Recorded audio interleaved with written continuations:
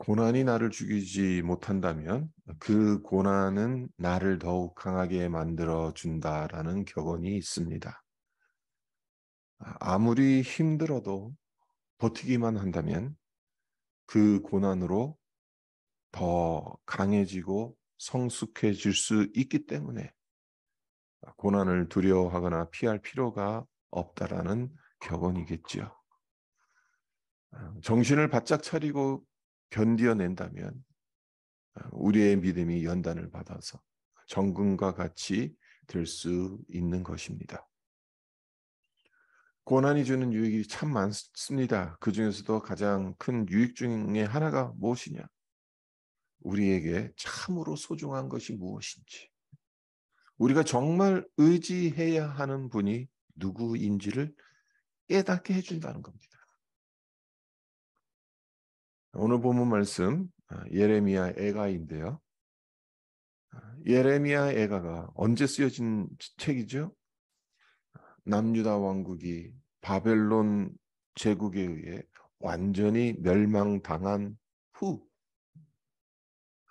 쓰여진 책이죠. 주전 587년 예루살렘 성이 바벨론 군대의 손에 초토화되었고 많은 백성들이 포로로 끌려가게 됩니다. 그 결과 유다 백성들은 깊은 절망 가운데 빠지게 되죠. 예레미야라고 해서 예가 아니었습니다. 말할 수 없는 고난을 겪게 됩니다.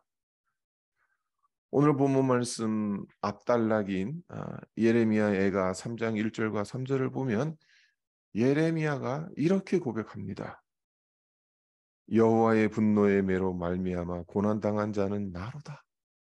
나를 이끌어 어둠 안에서 걸어가게 하시고 빛 안에서 걸어가지 못하게 하셨으며 종일토록 손을 들어 자주자주 나를 치시는도다.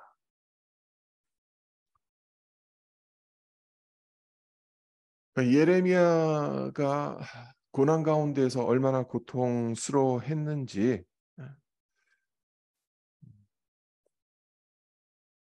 내가 고난 당한 자다.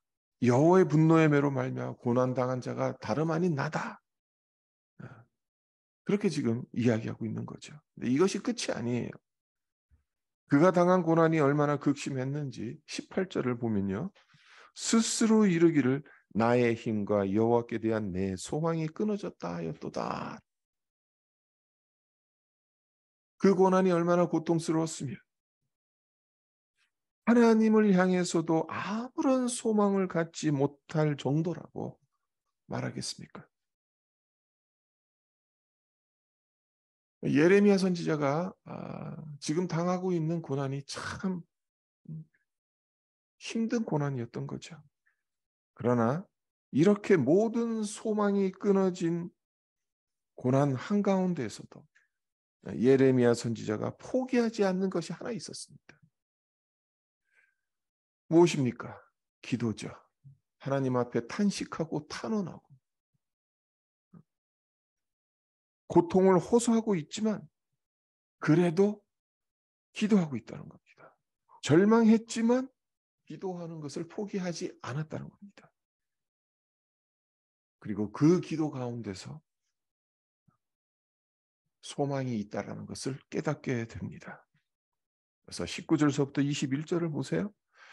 내 고초와 재난 곧 쑥과 담즙을 기억하소서.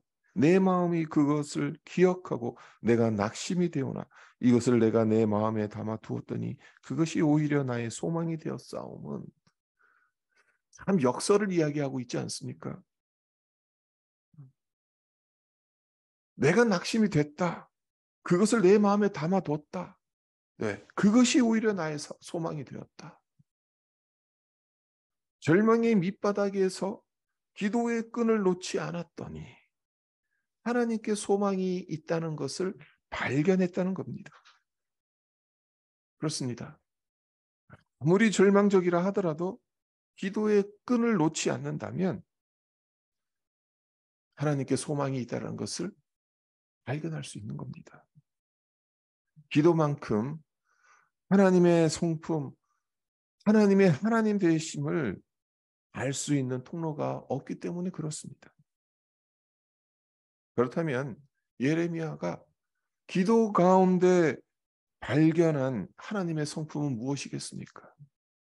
오늘 본문 말씀에서 세 가지로 우리가 살펴보고자 합니다.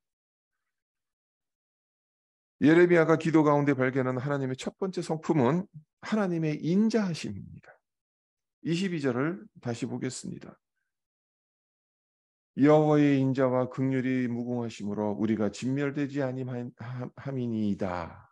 여호와의 인자를 말하고 있죠. 인자, 히브리어로 헤세드라고 합니다. 성경에 나오는 단어들 중에 정말 매우 중요한 단어죠. 이 헤세드라는 단어가. 흔히 사랑이라고 번역을 합니다마는 그냥 단순히 사랑이라고 번역을 하면 이 단어가 지닌 의미를 충분히 담아내지 못합니다. 그래서 성경학자들은 사랑이라는 말 앞에 여러 가지 수식어를 붙여요. 그래서 영원한 사랑, 변함없는 사랑, 충성스러운 사랑, 그럼에도 불구하고 사랑, 이런 식으로 헤세드라는 단어를 번역합니다. 그러나 가장 문자적으로 표현하자면 언약적인 사랑이라고 볼 수가 있어요. 언약에 근거한 사랑이라는 겁니다. 하나님께서 우리를 사랑하시는 것, 하나님께서 약속하신 것을 근거로 해서 사랑하신다는 거죠. 하나님께서 약속하셨기 때문에 우리를 하나님의 백성으로 삼으시고 우리를 구원하시고 우리를 끝까지 견인하시겠다는 하나님의 약속이 있기 때문에 그 사랑을 변함없이 영원히 우리에게 주신다는 겁니다. 그렇기 때문에 하나님의 사랑은 조건을 따지지 않는 사랑인 거죠. 조건 없는 사랑인 겁니다. 하나님께서 한번 사랑하시기로 마음 먹었으면 그 대상이 어떻든 간에 변함없이 사랑하시는 사랑이라는 겁니다. 헤세드가 어떤 사랑인지를 잘 보여주는 구약 성경이 호세아서이지 않습니까?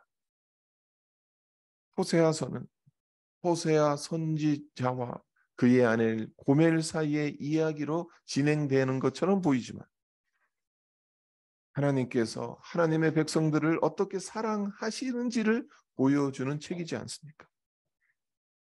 하나님은 호세아에게 음란한 고멜을 아내로 맞아들이라고 명령하시죠. 사랑받을 수 없는 자를 아내로 맞이하라고 명령하십니다.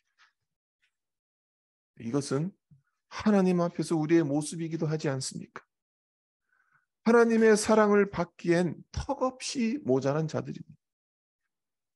하나님께서 요구하시는 거룩과는 거리가 멀어도 너무나도 먼 자들입니다. 그러한 우리를 하나님은 하나님의 백성으로 삼아주시고 사랑해 주십니다. 사랑받을 자격이 없는 고멜이 호세아의 사랑을 받았기 때문에 이제 고멜이 어떻게 해야 되겠어요? 이제 아내의 역할을 잘 감당하면서 살아가야 되잖아요. 그래야 좋잖아요. 하지만 고멜이 그렇게 합니까? 그렇지 않았잖아요. 막장 드라마를 쓰지 않습니까? 어떤 막장 드라마를 씁니까? 남편 호세아가 아닌 다른 남자와 눈이 맞아서 아이를 낳게 되죠. 여기서 끝나지 않습니다. 아예 집을 나갑니다. 다른 남자에게 가버립니다. 그런데 그로 인해 그녀에게 돌아온 것이 무엇인지요? 노예로 팔려가는 신세가 되었다는 거예요. 고멜의 이런 모습, 하나님의 사랑을 받으면서도 하나님께서 원하시는 삶은 살지 않고 내 멋대로의 삶을 살아가는 우리의 인간 모습은 아닐까요? 그런데도 호세아는 고멜을 찾아갑니다. 그의 몸값을 지불하고 다시 집으로 데려와서 사랑으로 감싸줍니다. 하나님의 사랑이 그러하다는 거죠. 우리 인간을 버리지 아니시고 변하지 않는 사랑을 베풀어 주신다는 겁니다. 아주 오래전에 저질렀던 은밀한 죄로 말미암아 죄책감에 사로잡힌 한 성도가 있었어요. 죄를 회개했는데도 죄책감을 떨쳐버리지 못해서 너무나도 힘들게 살아가는 거예요. 그래서 담임 목사님에게 찾아가서 도움을 청해요. 그러니까 목사님이 이 성도의 그 자초지종을 다 듣고 난 후에 손을 잡고 간절하게 기도합니다. 그리고는 이렇게 말합니다. 성도님께서 오래전에 저지른 죄를 회개하셨다고 했죠. 그렇다면 하나님은 성도님의 죄를 다 용서하셨습니다. 용서하셨을 뿐만 아니라 다 잊어버리셨습니다. 우리 인간을 가리켜서 참 잘 잊어버리는 존재라고 말하잖아요. 망각의 존재라고 말하지 않습니까? 근데 하나님도 망각의 존재입니다.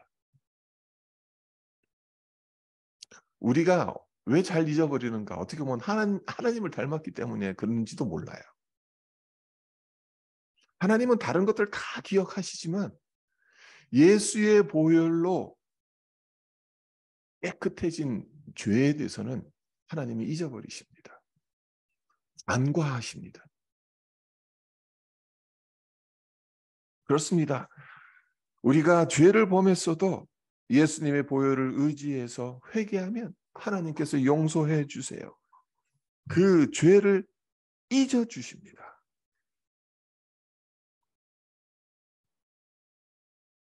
우리가 저지른 모든 잘못을 하나님께서 만약 기억하신다고, 그래서 그대로 다 갚으신다면 우리에게 어떤 소망이 있겠습니까? 소망이 없습니다. 그러나 하나님은 인자하신 분입니다. 죄를 범해서 징계를 받을지언정, 그래서 모든 것이 엉망진창이 된 것처럼 보인다 해도 하나님은 헤세드의 사랑을 베풀어 주시는 분이기 때문에 우리가 소망을 품을 수 있는 겁니다. 다시 일어날 희망이 있는 거죠. 똑같은 죄를 범해도 다시 하나님 앞에 나가서 무릎 꿇고 회개할 수 있는 겁니다. 둘째로 하나님의 긍휼하심입니다. 하나님께서 우리에게 긍휼을 베푸시기 때문에 우리가 소망을 품을 수 있는 겁니다. 22절을 다시 보죠. 여호와의 인자와 긍휼이 무궁하심으로 우리가 진멸되지 아니함이니이다. 예레미야가 고백하는 것이 하나님을 인자하신 분이면서 동시에 긍휼이 무궁하신 분이라고 말하고 있죠. 긍휼이라는 단어 히브리어로 레헴이라고 하는데요.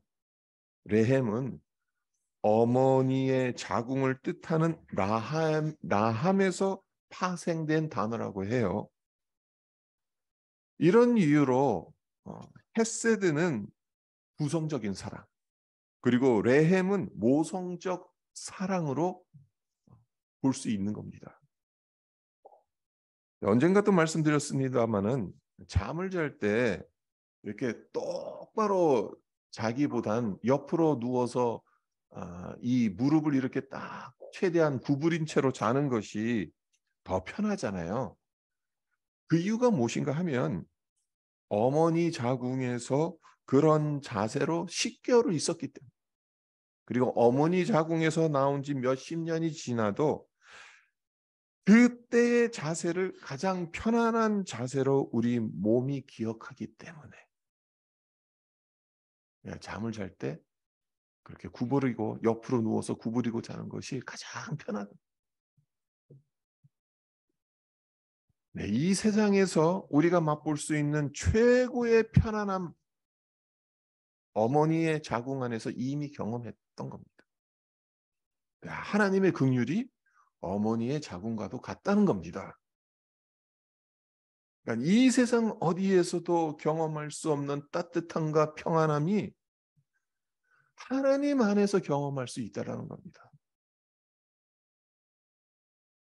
우리를 향한 하나님의 따뜻함과 관심과 돌보심이 우리에게 무궁하시기 때문에 예레미야가 고백하고 있는 것처럼 우리가 진멸되지 않는 겁니다. 불쌍히 여기시는 하나님의 긍휼이 있기 때문에 하나님은 우리 인간의 불쌍한 현실을 그냥 보고만 계시지 않습니다. 직접 고쳐주시고자 독생자 예수를 십자가에 내어주시기까지 하셨습니다. 출애굽기 33장 19절을 보면 하나님께서 당신 스스로를 가리켜 은혜 베풀 자에게 은혜를 베풀고 긍휼히 여길 자를 긍휼히 여기시는 분으로 선포합니다. 제가 읽어드립니다. 여호와께서 이르시되 내가 내 모든 선한 것을 내 앞으로 지나가게 하고 여호와의 이름을 내 앞에 선포하리라. 나는 은혜 베풀 자에게 은혜를 베풀고 긍휼히 여길 자에게 긍휼을 베푸느니라. 출애굽 사건만큼 하나님의 긍휼을 분명하게 보여주는 사건이 어디 있겠습니까? 없을 겁니다. 이스라엘 백성들이 애굽에서 노예로 학대받으며 울부짖었죠. 긍휼이 무궁하신 하나님께서 이렇게 고난 가운데 울부짖는 백성들을 보셨어요. 그래서 불쌍히 여기는 마음이 일어나서 가만히 계실 수가 없었습니다. 그래서 이스라엘 백성들을 위해 분연히 일어나서 일하기 시작하셨죠.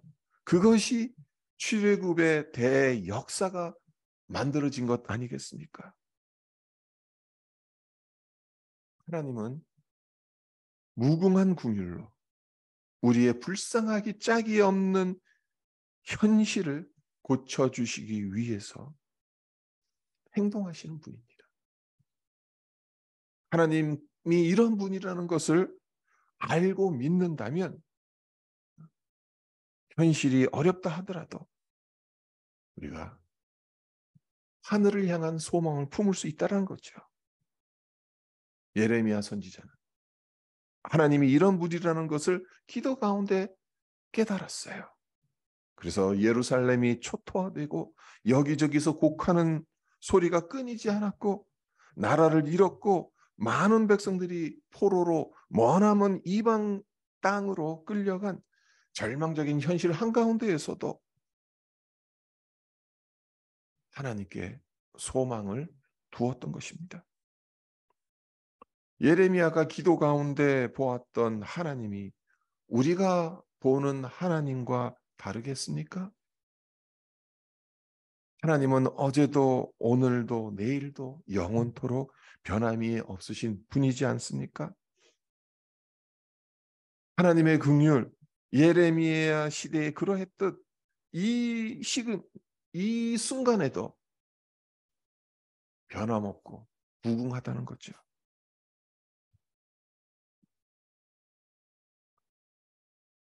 마지막으로 하나님의 성실하심입니다.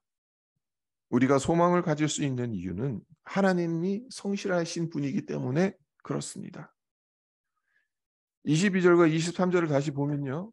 여호와의 인자와 긍휼이 무궁하심으로 우리가 진멸되지 아니함이니이다. 이것들이 아침마다 새로우니 주의 성실하심이 크시도소이다. 이것들이 아침마다 새로우니 여기서 이것들 무엇을 가리키는 것이겠습니까? 앞절에서 예레미야가 말한 인자하심과 긍휼하심이겠죠. 결국 예레미야가 고백하는 것은 하나님의 인자와 긍휼이 아침마다 새롭다는 것이에요. 근데 이 고백이 의미하는 바가 무엇일까요? 이렇게 한번 생각해 보세요. 아침마다 해가 어디서 뜨죠? 당연히 동쪽에서 뜨죠. 근데 이 동쪽 하늘에서 뜨는 해, 어제 떠올랐던 해이면서 동시에 오늘 새롭게 떠오르는 해입니다. 1년 365일 어김없이 동일하게 그러나 새롭게 동쪽 하늘에서 해가 떠오르는 겁니다. 만일 그렇지 않고 하루는 동쪽에서 또 하루는 서쪽에서 이렇게 왔다 갔다 하면서 해가 떠오른다면 어떻게 되겠습니까? 큰일 나겠죠. 하나님의 인자와 긍휼이 아침마다 새롭다는 의미 역시 그렇다는 겁니다. 하나님께서 어제는 인자하셨는데 오늘은 인자하시지 않는다면 어떻게 되겠냐는 겁니다. 오늘은 긍휼을 베푸셨다가 내일은 마음이 바뀌셔서 긍휼을 베푸시지 않는다면 어떻게 되겠냐는 거죠. 조변석게 하는 것처럼 하나님의 자비와 긍휼이 시시때때로 이랬다 저랬다 한다면 얼마나 불안하겠습니까? 이런 점에서 성실이라는 단어와 가장 비슷한 단어를 들라 한다면 일관성이다라고 말할 수 있을 것 같아요. 그러니까 하나님은 날마다 아침마다 일관되게, 근데 그 일관됨은 항상 새롭다는 거죠. 새롭게 인자와 자비, 인자와 긍휼을 베풀어 주신다는 겁니다. 이것이 바로 하나님의 성실이라는 거죠. 열왕기하 2장을 보면 아주 의미 있는 장면이 나와요. 어떤 장면인가 하면요. 엘리야가 엘리사를 데리고 요단으로 가는 도중에 하나님께서 보내신 불수레를 타고 하늘로 올라가 버리잖아요. 엘리야 홀로 남겨지게 된 거죠. 문제가 있습니다. 엘리사에게 문제가 있는 거죠. 어떤 문제가 있는 겁니까? 엘리야와 함께 요단강을 건넜을 땐 엘리야가 겉옷을 말아 요단 강물을 쳐서 요단 강물을 갈랐어요. 그렇기 때문에 요단강을 건널 수 있었어요. 근데 지금 엘리야가 하늘로 올라가 버렸잖아요. 그리고 지금 요단 강물이 다시 합쳐졌잖아요. 마른 땅처럼 그 요단 강을 다시 건너갈 수가 없는 겁니다. 요단 강물이 또다시 갈라지지 않는 한 건너갈 수가 없어요. 엘리야가 없는데 이제 엘리사가 어떻게 해야 되겠습니까? 그런데 이때 엘리야가 어떻게 하는지 열왕기하 2장 14절을 제가 읽어드릴게요. 엘리야의 몸에서 떨어진 그의 겉옷을 가지고 물을 치며 이르되 엘리야의 하나님 여호와는 어디 계시나이까 하고 그도 물을 치매 물이 이리저리 갈라지고 엘리사가 건너니라. 아주 의미심장한 구절입니다. 이 구절이 우리에게 주고자 하는 메시지가 무엇이겠습니까? 능력의 선지자 엘리야만큼 그의 제자 엘리사도 능력의 선지자인 것을 알려주는 것이겠습니까? 물론 엘리사도 엘리야만큼 능력 있는 선지자였죠. 하지만 이보다 더 중요한 것은 하나님께서 어제나 오늘이나 동일하게 일하신다는 거죠. 조금 전까지 엘리야를 사용하신 것처럼 이제는 엘리사를 똑같이 사용하신다는 겁니다. 요단강을 건너올 땐 엘리야가 그의 겉옷을 말아서 요단강물을 쳐. 그래서 요단강물이 갈라져서 마른 땅처럼 건너가게 해주셨어요. 근데 그 강을 다시 건너가야 되는데 엘리야가 없어요. 엘리사가 똑같이 엘리야의 그 남은 겉옷을 물을 치니까 요단 강물이 갈라진 거지. 엘리사가 능력이 있어서 요단 강물이 갈라진 게 아닙니다. 하나님께서 요단 강물을 가르신 겁니다.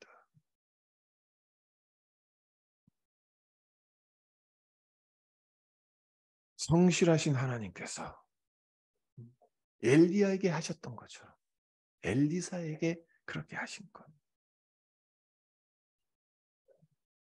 주님이 성실하시다는 것, 이 사실 때문에 우리에게 흔들리지 않는 소망을 품을 수 있는 겁니다.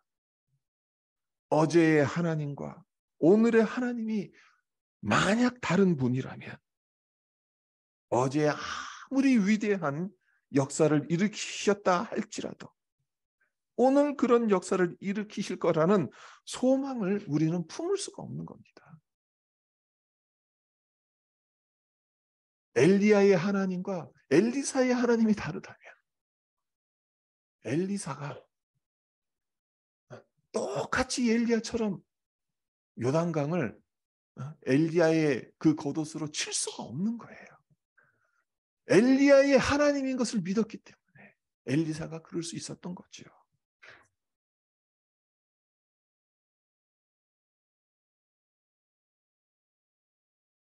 어제의 하나님이 오늘의 하나님이시고 또한 내일도 동일하게 역사하시기에 그리고 하나님의 인자와 긍휼이 아침마다 새롭기 때문에 비록 오늘 어려운 가운데 있다 하더라도 성실하신 하나님이 오늘과 내일 일관되게 구원의 역사를 이루어 가실 것을 믿고 소망하며 기다릴 수 있다라는 사실입니다.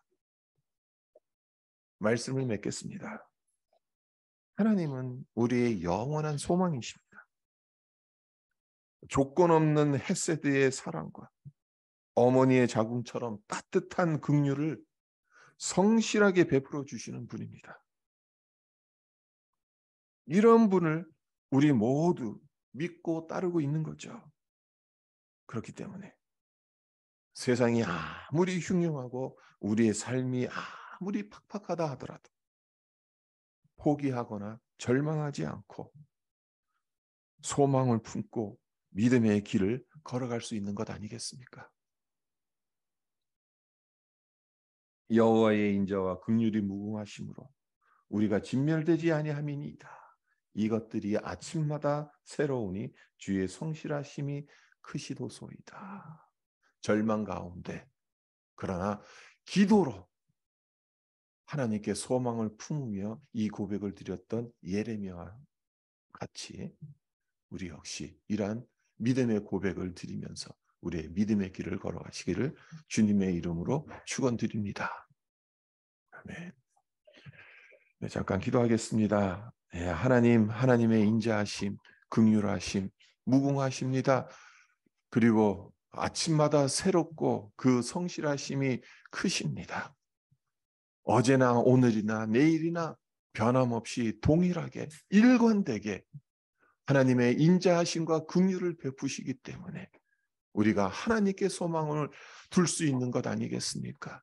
우리의 현실은 조변석괴합니다. 우리의 마음은 이리저리 흔들립니다.